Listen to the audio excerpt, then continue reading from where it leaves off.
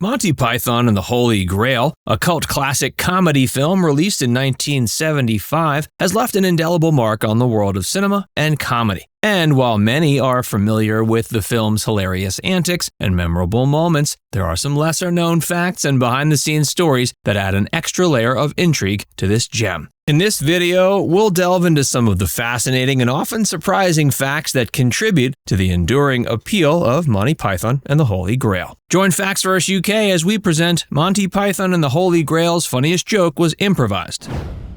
The Coconuts. The creation of Monty Python and the Holy Grail, a classic comedy that parodies the Arthurian legend, was marked by the group's signature irreverence and ingenious improvisation. One of the most memorable instances of this was in the form of coconuts being banged together to simulate the sound of horses' hooves, a scene that has become iconic in its absurdity. The Python team, led by the comedy genius of Chapman, John Cleese, Terry Gilliam, Eric Idle, Terry Jones, and Michael Palin, faced budget constraints during production. Traditional methods for depicting medieval knights on horseback, such as using actual horses, were financially out of reach for the production. Instead of letting this obstacle hinder their creativity, the troupe decided to turn it into a humorous opportunity. The decision to use coconuts for horse sounds was not just a practical workaround, but also a stroke of comedic genius. In the film, as King Arthur and his knights embark on their quest for the Holy Grail, the coconuts are hilariously employed by Patsy, Arthur's loyal but unassuming servant, who claps them together to mimic the rhythmic sound of horse hooves clopping on the ground.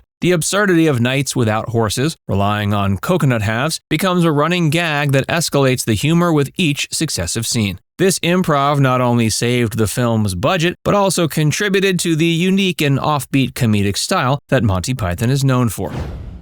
Real castle locations.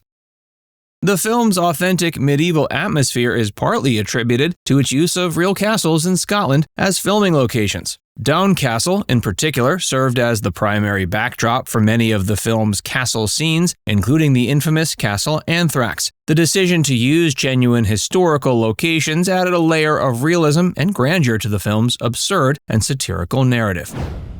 Chapman's personal doctor. Chapman's character, King Arthur, is portrayed as gravely ill throughout the film, a recurring gag that contributes to the absurd humor. In a surreal twist of fate, Chapman's personal physician, Dr. John Carter, made a cameo appearance as the other Castle Anthrax doctor. This casting choice added an unexpected layer of authenticity to King Arthur's illness, while serving as a tongue-in-cheek nod to the absurdity of the movie. Historical accuracy spoof. The movie is renowned for its playful subversion of historical accuracy. It's filled with anachronisms and deliberately absurd elements that undermine any pretense of a faithful representation of Arthurian legend. The famous taunts by the French knights, such as "your mother was a hamster and your father smelt of elderberries," are prime examples of this irreverent approach, as they are intentionally nonsensical and designed purely for comedy. The Bridge of Death scene. The Bridge of Death scene is a standout moment in the film, but it was initially much longer than what appears in the final cut. Many of the questions and answers between King Arthur and the bridge keeper were trimmed for pacing reasons. The full version of the scene was later included in the film's extended version, titled Monty Python and the Holy Grail Special Edition, allowing fans to enjoy the complete comedic exchange between the characters. Risky Scottish filming. The unpredictable Scottish weather posed significant challenges during filming. Rain was a near constant companion, and the production often found itself at the mercy of Scotland's famously fickle climate. This weather-related unpredictability added chaos to the shoot, but also necessitated frequent delays and improvisations. The film's scenes were shot across various outdoor locations, and the cast and crew had to contend with wet and muddy conditions, making the already challenging shoot even more arduous. But it added to the film's authentic and gritty aesthetic, and played into the Python's knack for absurdity. Undercover production title. To prevent potential disruptions during filming and keep costs down, Monty Python and the Holy Grail was given the undercover working title of The Money Python. The reasoning behind this choice was that anyone receiving a call about a project titled The Money Python would likely assume it was a prank and hang up. The clever ruse helped the production maintain a lower profile and avoid unnecessary attention. Co-directing. The film's direction was a collaborative effort between two Terrys, Terry Gilliam and Terry Jones. Their partnership was pivotal in shaping the film's unique style. Gilliam, with his background in animation and visual arts, focused on the film's visual elements, while Jones concentrated on working with the actors to get their best comedic performances. This co-directing approach allowed the group to blend Gilliam's surreal and visual sensibilities with the ensemble's exceptional comedic talents. Terry's animation.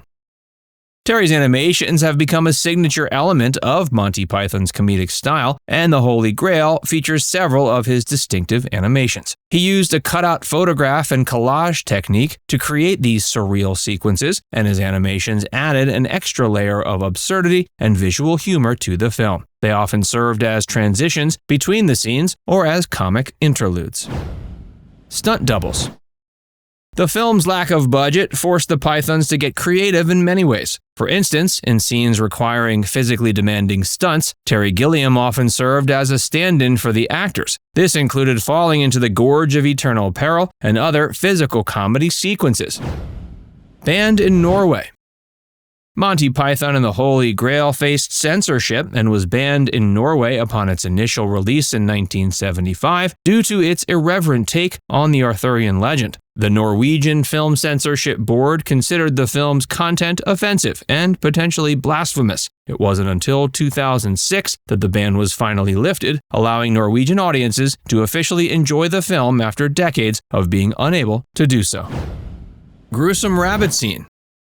The memorable Killer Rabbit of Caerbannog scene was created using a puppet with a fake rabbit head. The puppet, named Bunny B, was operated by two puppeteers hidden underground who manipulated its movements and appearance. The scene's comedic brilliance lies in the stark contrast between the seemingly harmless rabbit and its deadly attacks.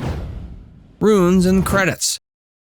The closing credits of the film contain hidden messages written in runes. When translated, these runes reveal humorous comments and jokes. For instance, one reads, "The directors of the firm, hired to continue the credits after the other people had been sacked, wish it to be known that they have just been sacked," poking fun at the film's budget constraints and its playfully irreverent attitude. Endless scrolls. The film's end credits also feature a meta joke where they pretend to be unending scrolls, continuing to list credits even after they've seemingly finished. They're also punctuated by tongue-in-cheek comments and absurd titles for crew members. Now it's time to hear from you. What's your favorite of the Monty Python movies? Let us know in the comments section below.